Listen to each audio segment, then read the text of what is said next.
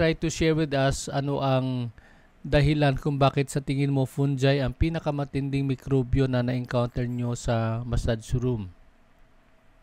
Ano yung ginagawa nyo? Alam nyo ba na ano yon, na contagious yon? Yung mga buni. Oo. So, Inuwasan na lang namin yung part na yun, sir. Inuwasan na lang. And then? Para, kasi mahiya kami mag-kasi, baka ma-open yung client namin. Baka may sugat ka, sir. Inuwasan na lang namin yung part na yun, sir. Okay.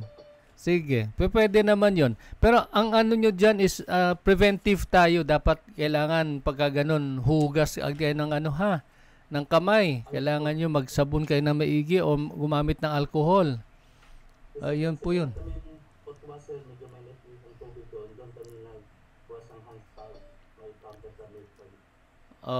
Okay.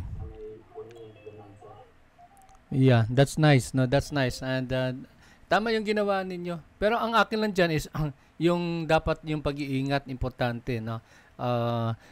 Yun, another thing is dapat wag natin i-offend yung client. Alam naman nating ano po yun, pero kasi pagka minention mo sa kanya, maiinsulto yun, mamaya magwawala pa yun, di ba? So dapat ingat lang po tayo.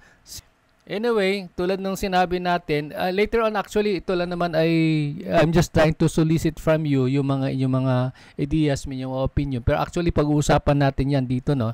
In the next few days pag-usapan natin diyan, no, lalo na yung yung pathological conditions given a certain organ system sa katawan ng tao, no. So naka-itemize yun sa DOH. Tingnan natin at saka yung pinaka-importante kasi doon yung papaano natin i-address yung ganong condition, no. Meron namang guidance si DOH kung either ito po ay kailangan ng masahe or hindi kailangan ng masahe. Kung kailangan ng masahe, ano bang uri ng masahe? Saan bang area? Ito ba ay systematic or locally contraindicated or systematically contraindicated kung hindi kinakailangang masahiin? Yung mga ganun ba? So, malalaman natin yan in a little while. Kaya, yun. Standby lang po tayo.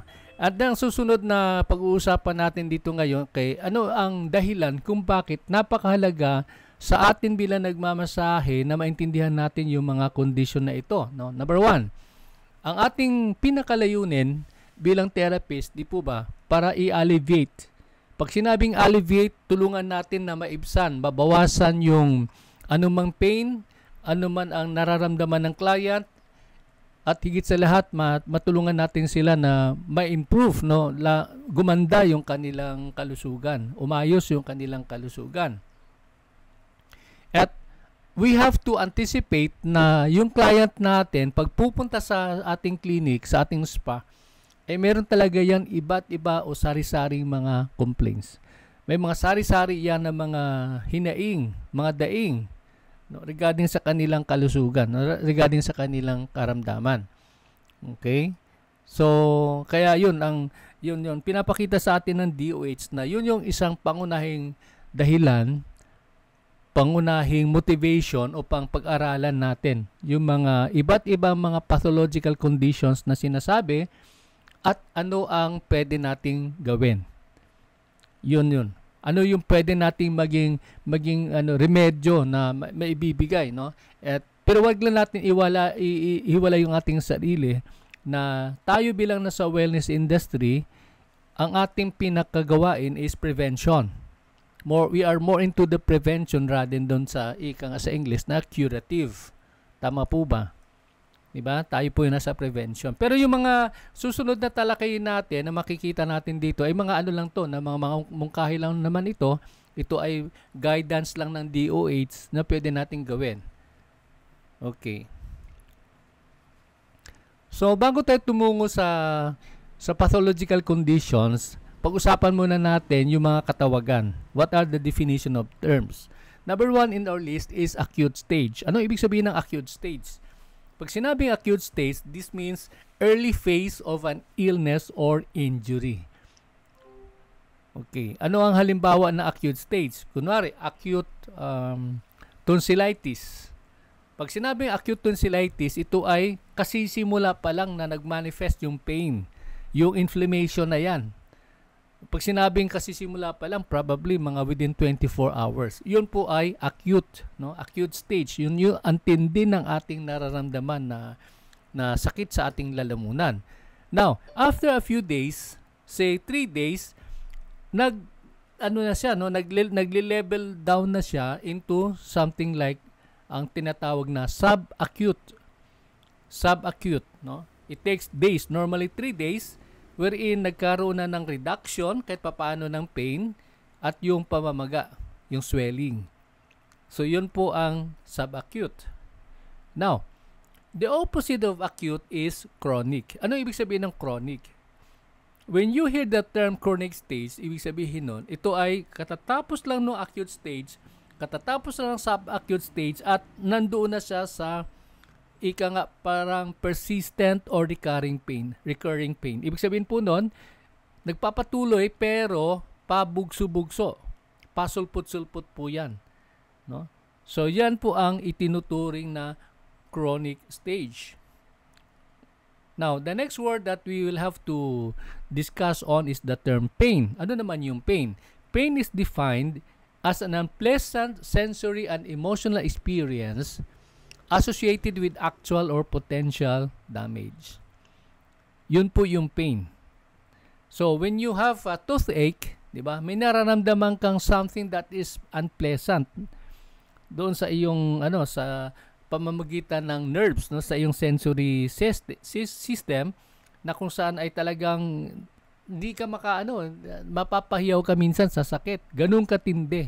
No? So, yun po ang ibig sabihin po ng salitang pain. The next one is acute pain. Kung may pain, may acute pain. O, tulad ng nabanggit natin kanina, given the context, ito ay kasusulput lang. Nararamdaman natin ng within 24 hours. And then, after a few days, pero kung toothache kasi, alam ko, talagang dire-diretso yan eh. No? Although there are times na pag nagsisimula pa lang, on and off. And then once na naging acute na siya, dire-diretso na po yun. Okay, but in any other situation, kapag once na nag-subside ng kaunti, naging subacute pain, ika nga. And then that means yung level na yon nagti-taper na siya, no? Medyo nagbabawasan ng konti ng nararamdamang pain. However, if that pain crops up in a few days, and then on and off, ang tawag na dyan ay chronic pain. So, ibig sabihin po nun, yung chronic pain na yan ay, nagpapatuloy po yan, pero hindi siya persistent. Hindi siya consistent, pero nagpapatuloy na nararamdaman lang siya. Bumabalik-balik lang siya. Yun po ang chronic pain. Now, sa pagmamasahe, later on you'll find out na mayroon tayong tinatawag na contraindication. Kung may indication, which means massage is highly recommended, massage is highly suggested or endorsed, indicated po yun, no? Indication po yun. But opposite of indication is contraindication. And contraindication simply means hindi po yan recommended. Hindi po siya suggested. Hindi po siya endorsed. Yun po ang contraindicated. Now, there are two types of, later on you'll find out, there are two types of contraindication. One is, ito sa ating list is the locally contraindicated. Pag sinabing locally contraindicated, it simply means massage should not be performed at given specific areas. Halimbawa, kung mayroon kang burn, no, nangyari sa iyong kanang kamay, meaning to say, yung area na yan, hindi po siya indicated. Kaya ang ibig sabihin po ng locally contraindicated, meaning to say, huwag mong gagalawin yan, but you can do massage in other areas or in other parts of the body. So, ganun po. Well, tulad sinabi natin kanina, other than locally contraindicated, may tinatawag din tayong systematically contraindicated. What does that mean? Ibig sabihin po noon, it simply means absolutely not indicated or not allowed in any given part of the body. Systemic, ibig sabihin buong katawan. No, hindi mo pwedeng bigyan ng pagmamasa yung client natin in that area or in the whole body, not only in a specific area. Yan, himayin natin yung pain. Kanina pag-usapan na natin yung pain, pero tinan pa natin uli no, kung ano pwede natin makuha dito. Sabi rito, the relief of pain or suffering is the immediate goal of massage. So, yan. Hanggat maaari preventive tayo, pero pag once na nandun ang situation na yon, nandun yung pain na yon, nandun yung suffering na yon, okay, ang ating layunin bilang massage therapist is kung pwede lang, gawa natin ng paraan para mabawasan o maibsan. Kahit na panandalian lamang. Kahit na panandalian lamang. Okay. So, bilang massage therapist, tungkulin natin na tingnan, unawain natin, alamin natin kung ano yung sanhi ng pain na yan. And then, tingnan din natin kung nasaan yung tolerance level ng ating client. Hanggang saan niya pwedeng dalhin yung pain na yan. Pwede pa ba mag-intayan ng ilang oras? Or baka naman hindi na, no? So, ganon. Kaya kuminsan kung tayo tutungo na sa doktor, bibigyan na tayo ng analgesic, no? Para ma-stave off, para matigil yung nararamdamang pain. Although, tulad na nalalaman natin na siyempre naman, pagka-analgesic, hindi naman talaga cure. Ano lang yan, pang-ampat lang po yan ng nararamdaman. So that means it is just merely temporary. The next word here is inflammation. Inflammation is simply a defensive response by which the body tries to remove the cause of the injury and initiate repair and healing. Inflammation. Halimbawa, the common example could be yung tonsil, no? Ang role ng tonsil is what?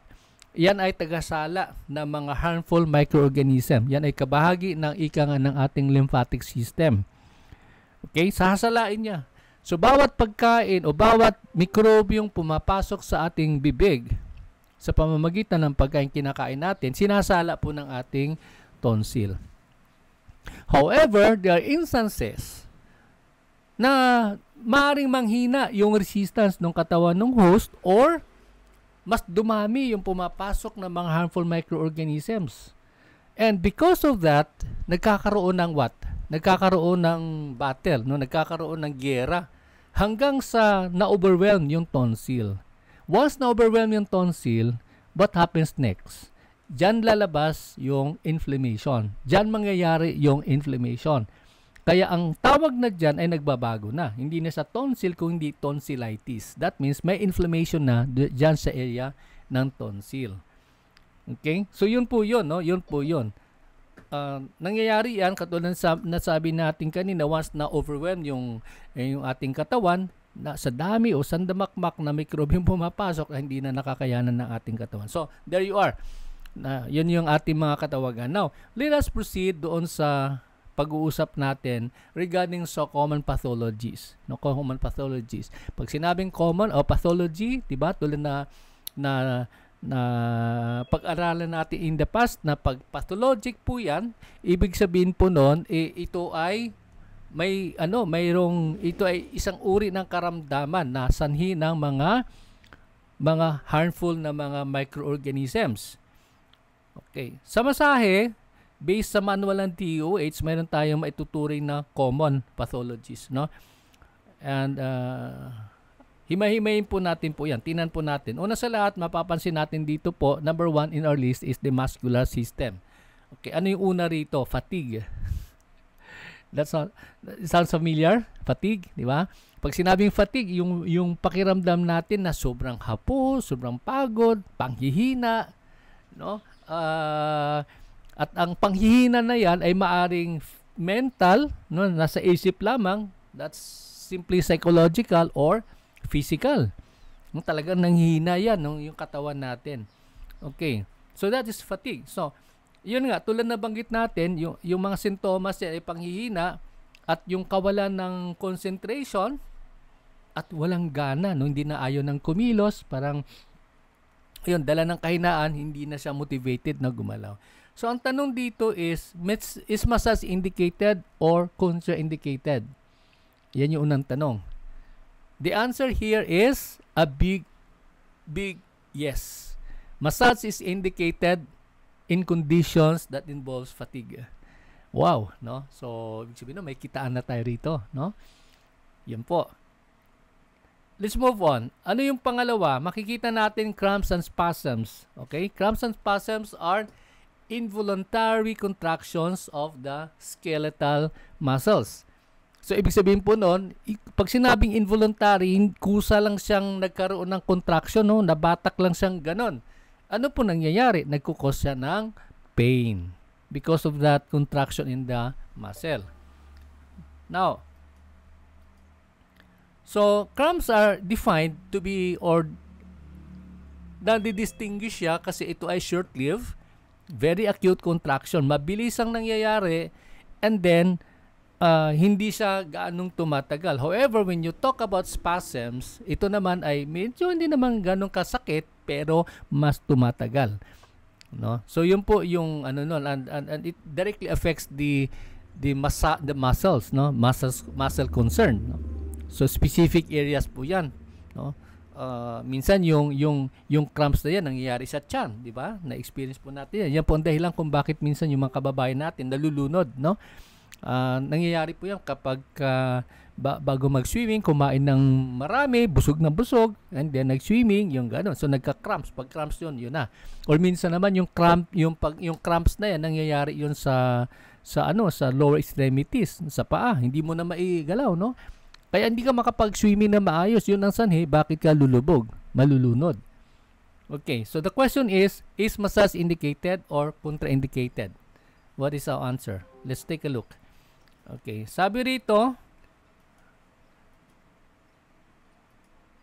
for acute cramps, acute, no? Ibig sabihin nun, at the onset na merong ganong cramps na naramdaman, pwede ang massage, no? Provided ito ay locally contraindicated. That means we could do the massage on other areas not directly affected.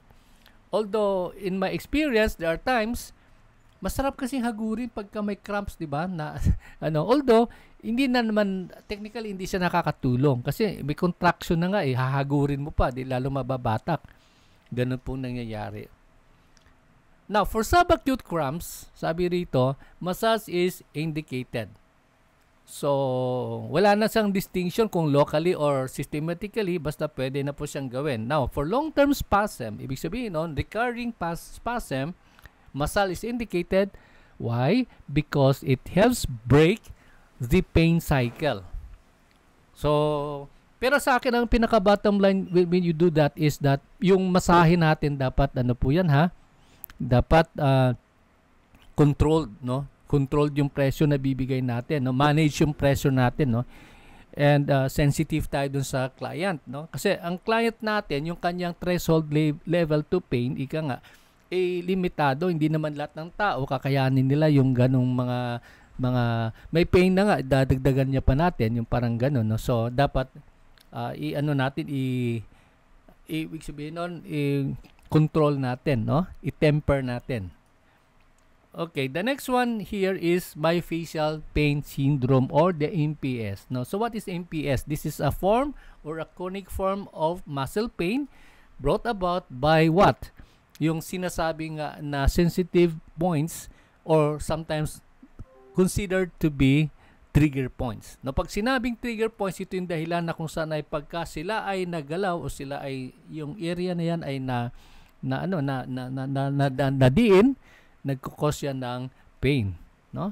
Kaya yun, may mga certain areas lang siya sa katawan ng tao na tinatawag na trigger areas, trigger points na kung saan ay pagka yun ay nagalaw, nahipo, nadiin, yun nagkukos ng unnecessary pain. The question is massage indicated?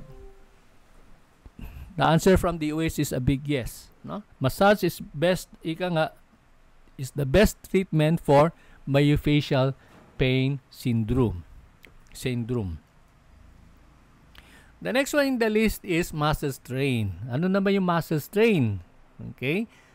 Normally ito ay nangyayari sa mga atleta, no? Sa mga madalas nagkakaroon ng physical activity na talagang strenuous. Muscle injuries, muscle strain are muscle injuries that are caused by overstretching or tearing of the muscle fibers. So, yun, nabatak na gusto. Si spasm, medyo batak lang siya, pero ito talagang nabatak siya to a point of tearing. No, ibig sabihin nun talagang na nagkaroon na siya ng hiwa, no, nasuga na yan, na sa Bisaya nabugto na siya. Okay? So, yan, presence of pain and stiffness or palpable heat. Yun. Okay, so yun yung manifestation po niya, no? Meron siyang nararamdamang sakit, and then yung paninigas, no? And then pagka inawakan mo, may maramdaman mo na medyo mainit-init. Okay? Yan po ibig sabihin ng palpable heat. The question is massage indicated? And based on this manual ng DOH, sabi ng DOH is, yes, massage is indicated to cause production of useful scar tissue and reduce adhesions, and of course, ma-re-establish, maibanumbalik yung ROM. Ano ibig sabihin ng ROM? Ito ay yung range of motion, no? The ability to move your limbs, yung clockwise or counterclockwise without much effort, no? So hindi nagkakaroon ng karamdaman. Okay. So there you are. The next one is lumbago. I don't know paano i-correct yan. Lumbago. Minsan kasi iba lumbago. Okay. Lumbago is a common disorder involving the muscles and bones of the lower back. Okay. Ito ay nasa lumbar area. Okay. Lumbago is Tagalog for Filipino. Lumbago. Yan. Ang galing ni Google, ano? Sabi niya, lumbago. Anyway, lumbago is, yun nga, a common disorder involving the muscles and bones of the lower back. Well, of course, tulad na sinabi natin, pag yung may pain na yan, yung lumbago na yan ay nasa lumbar area. That means sa lower back. Ang tanong is does DOH recommend massage? Sabi na dito, ang sagot ng DOH, yes. Pagka ganun ang condition, lumbago ang condition, pwede. No? Pwede. Indicated po ang massage. At ito ay dito tuwang-tuwa yung mga office workers, no, na all mga call center agents, no. Minsan yung 8 hours naging extended time, no. Talagang pag overtime. So talagang sumasakit yung kanilang mga lumbar area, no. Lumbago ika nga. So ang yan ang dahilan sa aking karanasan sa Manila during that time I was in Manila. Maraming tumatawag sa akin at humingi ng assistance, no? Kasi gusto nila magkaroon ng therapist doon sa kanilang call center, yung gano'n. Kasi after a long day's work, no, hard days na long hours, kailangan nila na mayroon nagmamasahe sa kanila, no? So ayun po 'yon, no? Kaya may kitaan po 'yan pagdating po sa mga call center. Kasi talagang given na po 'yan yung ganong klaseng kondisyon, no, naranasan ng ating clients.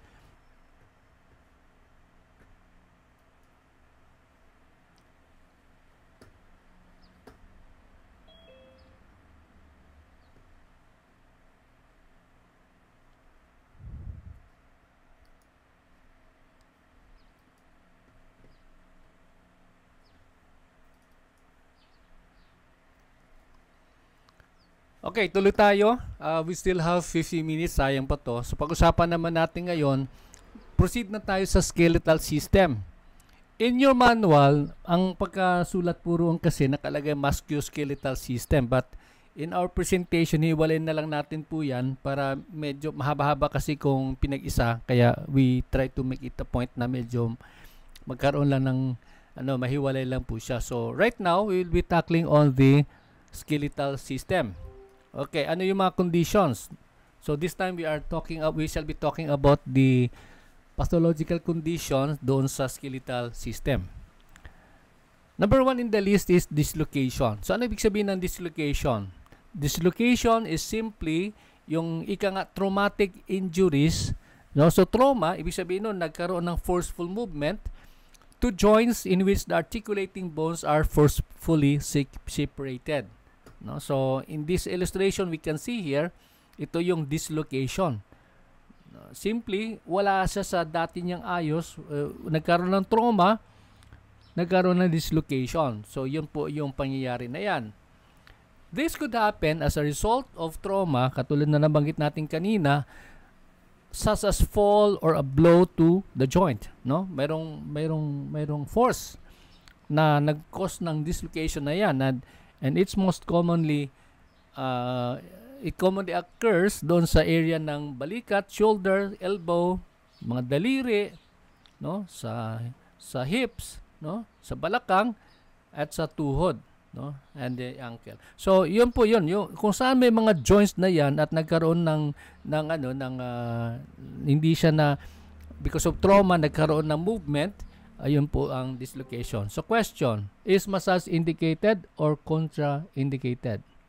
The answer here is massage is indicated, take note, in subacute stage of the dislocation.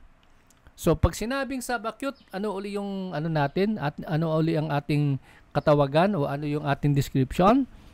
Pag sinabing subacute, ito ay lumipas ng ilang araw, no, na yung sa pangyayari that could probably around be 3 days, no? So beyond 3 days, yun na maging na siya, subacute, and that means pwede na masahiin provided mayroong qualifier dito, provided ito ay ginagawa ayon sa tolerance level ng client. Okay? Meaning to say, ano yung kaya ng client, no? So doon lang natin pwedeng gawin yung yung pagmamasahe na yan, no, sa kaso ng dislocation. The next one here in our list is the fracture. Pag sinabing fracture, this is any kind of a broken or cracked bone. So ibig sabihin po nun, ito ay isang uri, no? Tulad ng nandito sa ating si Bonnie, no? Kung mayroong siyang may bali po dito, yan po, no? A fracture. But the bali here does not necessarily mean na totally disengaged po yan, no? Maaaring may crack lang po yan, no? Dito kay Bonnie. Okay. So, yan. Of course, mayroong pain and it involves loss of function or function lesa, no? Kung maalala nyo po yung ating description ng mga pain. And it happens at the nearest joints, which some may be difficult to diagnose without an X-ray. Kasi minsan yung bali na yan, hindi naman yan concealed kasi nasa loob ng ating balat, hindi naman natin nakikita, no? Concealed, ika nga. Pero yun nga, maliban kung ginamitan na X-rays, lalabas na yun, no? Magsusurface na. The question is, where does massage come in? Pwede ba siyang i-massage o hindi?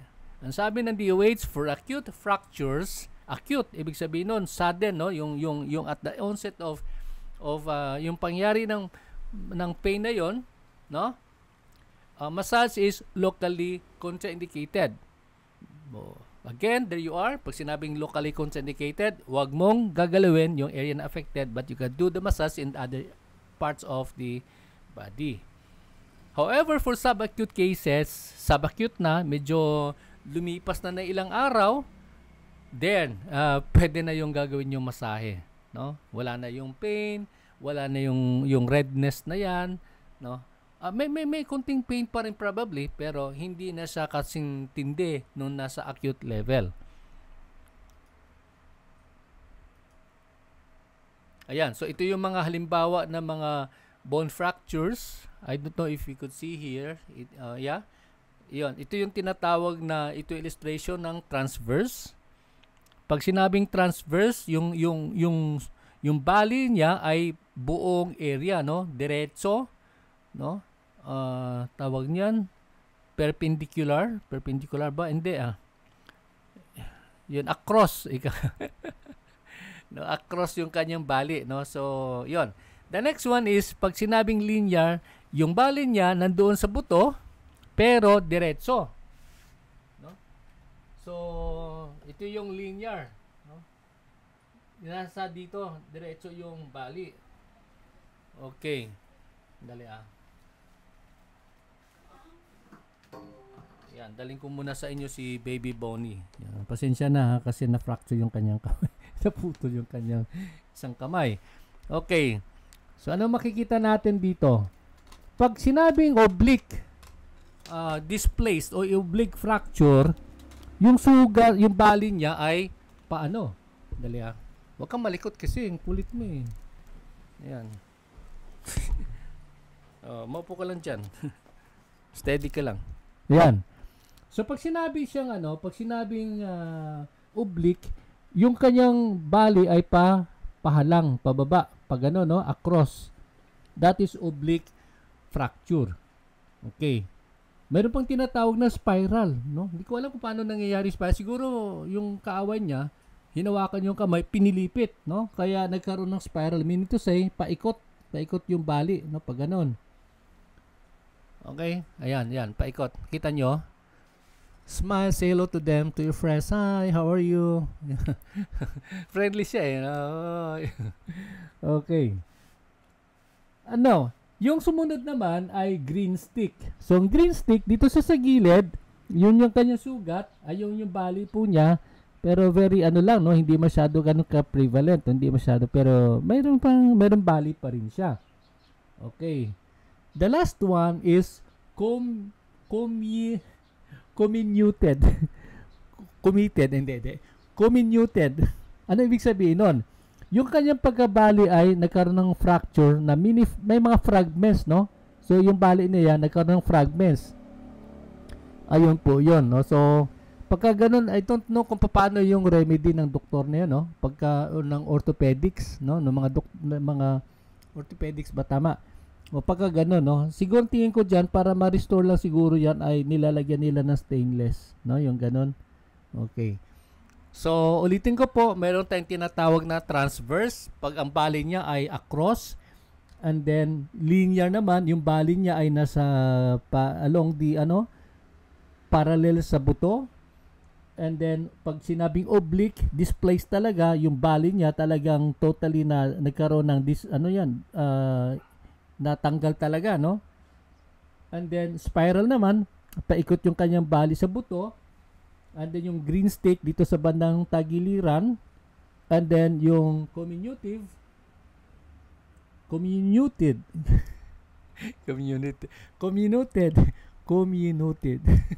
Ang hirap magbigkasin, no? So, comminuted is, ito po, yung magkaroon siya ng mga mini fragments na nandito. Ayan. Okay? Sige, say bye-bye to your friends. Bye. Ayan. Balik ka na dun sa bahay mo. Sa iyong tinana. Sandali lang. Ayan.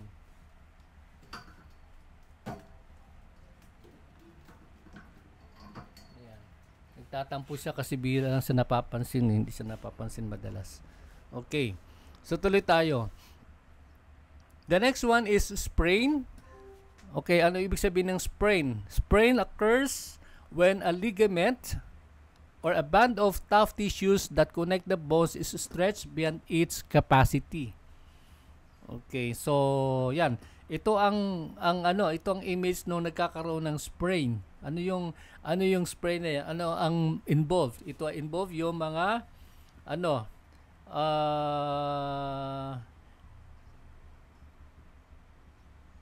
yung tapilok na yan nangyayari, no? Yung tapilok na yan at kung saan ay ang ligament ay there are times napuputol, napupunit. Okay? So, yan po yung sprain. Most common in ankle and may occur in the knee and wrist or other joints. Okay. So, yan po. Ang involved sa sprain is the ligament. At ano nangyayari sa ligament? Ito ay nagkakaroon ng tearing, no, napupunit. Dala ito ng minsan dahil sa yung nangyayari yan sa mga basketball players, di ba? Pagka natatapilok ng gano'n, hindi natansya yung pag-apak ng paa, yun, nagkakaroon siya ng sprain. No? The question is massage indicated or contraindicated? And he says here, pagka na-rule out daw ang bone fractures, ibig sabihin walang bali na naganap, In acute stage, massage is locally contraindicated. So that means pwede mo masayin provided wag mong galawin yung affected area. And for subacute conditions or situation, massage is indicated. Okay, so naging locally indicated, that means hindi mo gagalawin yan pag nasa acute stage, yung spray na yan na sinasabi, no, nasa paa. Pero kapag lumipas ang ilang araw, medyo nag-subside na yung pain, medyo nawala na yung redness na yan, pwede na, no? Indicated na po siya. Okay. Ang sumunod is yung herniated disc. Okay. Herniated disc. Anong ibig sabihin nun? Ito ay, in other words, ay tinatawag na slip disc. Okay, slip disc. So, slip disc is a problem with one of the rubbery disc that causes the bone of the spines are what? Nagkaroon sa ng ang tawag nun, protrusion. Okay? Nagkaroon ng crack, nagkaroon ng tear sa outer layer. Okay. So, herniated disc, yun, dito na part. No? Yung part na yan ay nagkaroon siya ng nagkaroon ng protrusion. So, ang tanong ng karamihan is, ano ba, pwede mo masihin kapag may herniated disc? Okay. Based here sa ating manual ng DOH, indicated siya kapag nasa subacute. So, at the onset of pain, at the onset na nagkaroon siya ng ganong klaseng condition, since acute yon, hindi pwedeng galawin. Hintayin mo muna lumipas sa ilang araw, then saka mo pwedeng masahiin. Okay, so that's all about the herniated disc. Okay, so it seems mag-aalauna na. I think kung meron pang ibang tanong sa inyo, I will try to entertain one question kasi alanganin ng tapusin natin. By tomorrow, we will proceed on discussing about na itutuloy natin. Osteoarthritis, and so on and so forth. No? So matatagpuan natin yan sa page page 81 ng ating manual. Okay? So alanganin na po na tuloy natin kasi wala ng oras. Unless you have anything to ask, mayroon ba kayong gustong i-clarify, gustong i-validate, you are free to do so before we end our session for today. Malinaw naman po. Sundan nyo lang po sa inyong manual tulad ng nabanggit natin kanina, nasa pahina 78 tayo, and then by tomorrow we will proceed dito sa pahina 80, no? 80 and then onwards. Medyo mahaba-haba pa itong discussion natin on this. Okay, so at least medyo may idea na tayo, di po ba? Kung may mga ganon, kaya mahalaga i-note nyo maigi para kung may-encounter nyo yan sa inyong mga spa, tingnan nyo, basahan nyo lang notes nyo, then at least alam na kayo ninyong gagawin, and then you're very confident on what to do. Ganon naman po yan eh. Kaya ika nga sabi, di ba, marinig natin madalas, knowledge is power. Importante na intindihan natin, naunawaan natin para marunong tayong alam natin kung paano i-address. But if you look at this very closely, lang, superficial lang yung mga conditions. Hindi po ito mga talagang trauma na talagang grabe na talagang hindi na kakayanin ng massage therapist. Wala na sa power natin na gawin. But for the meantime, these discussions that we have and the references that we have here is lang to, no, nasa superficial level po siya. Actually, parang kuminsan maituturing para natin parang first aid level, no? First aid. Ibig sabihin ng mga paunang lunas na pwede nating gawin. Okay? So, kung wala nang tanong, unless you have anything to ask, dito na tayo magtatapos and we will continue on with our discussion by tomorrow. At tulang sinasabi ko, ang aking laging hinihiling sa inyo ay patuloy kayong mag-aral every day before we start our class. You make sure that you read your manual, you do advanced reading, no? Mas maigi yon para pagka ini-lecture na sa inyo, madali nyo ma-internalize kasi naintindihan nyo at meron na kayong prior knowledge. And thank you so much once again. At ngayon at around 1:30, magkakaroon ng oath-taking yung mga pumasa sa licensure examinations. And we are so thankful to the Lord kasi at least yung ating lahat na nasa level po ng oral practical examination ay 100% passers po. Wala po sila naging problema. Pasa po nila lahat. And then mamaya-maya, no, ang mangyari lang kasi sa lahat ng mga passers mula sa Visayas at saka sa Mindanao ay ano yon, para online. Hindi ko alam kung paano nila gagawin, but those who are in Manila and the rest of Luzon, yun po yung magfi-face to face. So I don't think, tulad na banggit ko na yata sa inyo na magugustuhan niyo yun, no? Kasi kung ang saya-saya kasi kung sakali, no, kung loobin ng Panginoon, kasi nabalitaan naman natin doon sa mga CAMT examiners na dumating nung kamakailan, sabi nila matutuloy daw according to them yung yung exam na mangyayari sa Mindanao, no, particularly sa Coronadal. I think first time yan mangyayari because we have the number of students that we have na nasa Coronadal o nasa Region 12 ay umabot ng mga higit 100, no? So I think napadala ng paunang communication ang ating regional office ng Region 12, and then yun nga po, no, nire-request na dito gagawin sa Region 12 o sa Coronadal. So kung mangyari naman po yun, sana yung oath taking ganun din, kasi kung maging online yung oath taking, parang alam niyo, kung akong tanungin, wala masyadong thrill. No? Kasi di ba, bumili na kayo ng scrub suit tapos gagamitin niyo lang online. Hey. Dapat yung scrub suit na gagamitin niyo talagang yon. Kung nasa gym kayo o nasa malaking venue, di ba? Ang sarap tingnan at sarap kuha ng pictures. Ayun. Okay, thank you so much for that, and see you tomorrow. God bless. Bye for now. Arigato.